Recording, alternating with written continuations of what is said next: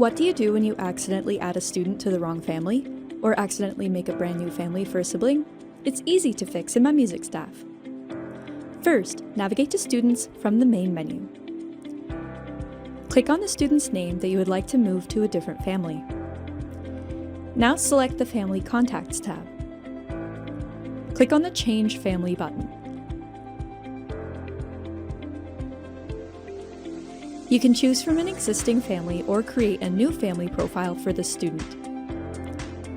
Once that's been done, click Save. When you change a student's family, all of their existing events move with the student, and any previous charges or fees will also be moved into that family account. Thanks for watching, and if you have any questions, please send us an email at support@mymusicstaff.com.